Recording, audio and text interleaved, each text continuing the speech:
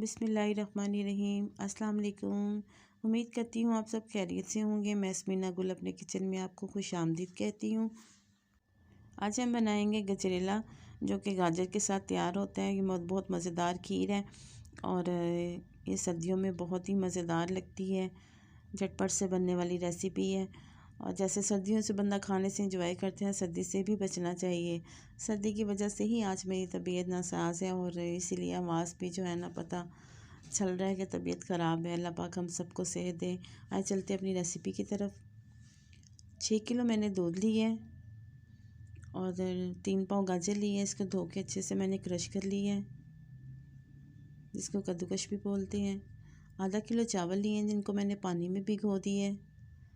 और 1 कप मैंने चावलों का आटा लिया है। मैं आपको दरमियान में बताऊंगी क्यों इस्तेमाल किया है। इलायची पाउडर है, बादाम है गार्निश के लिए, और हाफ़ के जी जो है ना, मैंने चीनी ली है। आइए चलते हैं इसको बनाने की तरफ। दूध को मैंने बॉयल होने के लिए रख दिया है। ये चावल जो है, इनका पानी मैंने उतार के अच्छी तरह, तो इनको इस तरह हाथ के साथ क्रश कर लें, अच्छी तरह मसल लें हाथों से। दूध को बहुत अच्छे तरीके से बॉयल आ चुका है। अब इसमें हम शामिल करेंगे गाजर। 2-3 मिनट इसको बॉयल आने देंगे। उसके बाद शामिल करेंगे हम चावल और इसको हल्की आंच पे हम पकने देंगे। दरमियान में हम इसको ना चेक करते रहेंगे। ये हल्की आंच पे जितना पकेगा, इसका टेस्ट उतना ही ज़बरदस्त आता है। और जितनी हल्की आंच पे पकेगा, ये बिल्कुल खोए की तरह तैयार होता है। इसमें किसी खोए की आपको डालने की ज़रूरत ही नहीं पड़ती। देखिए आधा घंटा हो गया। दरमियान में हम इसको चेक करते रहेंगे। खीर हमारी अच्छे से पक रही है, चावल भी बहुत अच्छे से फूल चुके हुए हैं। देखिए कम से कम 1.5 घंटा हो गया हमारी खीर को पकते हुए। इसका माशाल्लाह से बहुत अच्छे से कलर आ गया और थिक भी काफ़ी अच्छी हो गई है। अब एक बॉल लेंगे, इसमें शामिल करूँगी मैं चावलों का आटा जो मैंने लिया था। इसको अच्छे से शामिल करके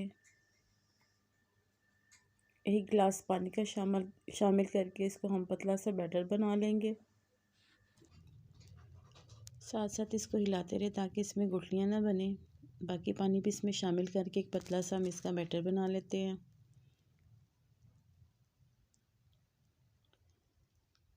खीर हमारी काफ़ी हद तक जो है ना, तैयार हो चुकी हुई है। अब इसमें शामिल करेंगे इलायची पाउडर। ये चावलों का आटे का जो हमने बैटर बनाया है, वो इसमें शामिल करेंगे और साथ साथ इसको हिलाते रहेंगे ताकि इसमें गुठलियाँ ना बने।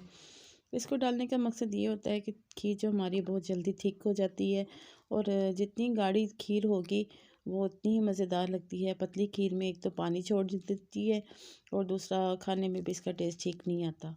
आप अगर इसको डालना चाहते हैं तो डाल लें, नहीं तो फिर आधा घंटा खीर और पका लें। अब शामिल करेंगे चीनी।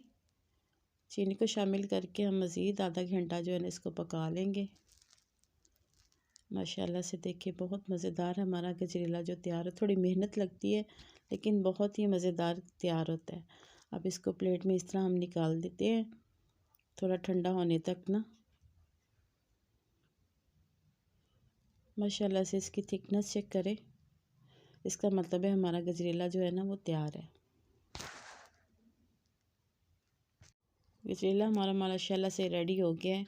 अब इसको बॉल में डालते हैं। मज़ेदार हमारा गजरेला जो है ना, तैयार हो गया है। माशाल्लाह से इसकी लुक देखिए, बिल्कुल खोए जैसे लगता है कि बहुत ही मज़ेदार है। आप इसको ट्राई ज़रूर कीजिएगा।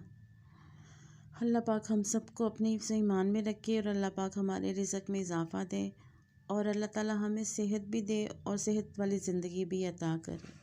अगर सेहत बहुत बड़ी नेमत है, तबीयत नासाज होने की वजह से भी मैंने कल वीडियो अपलोड नहीं की, तो अल्लाह पाक हम सबको सेहत दे।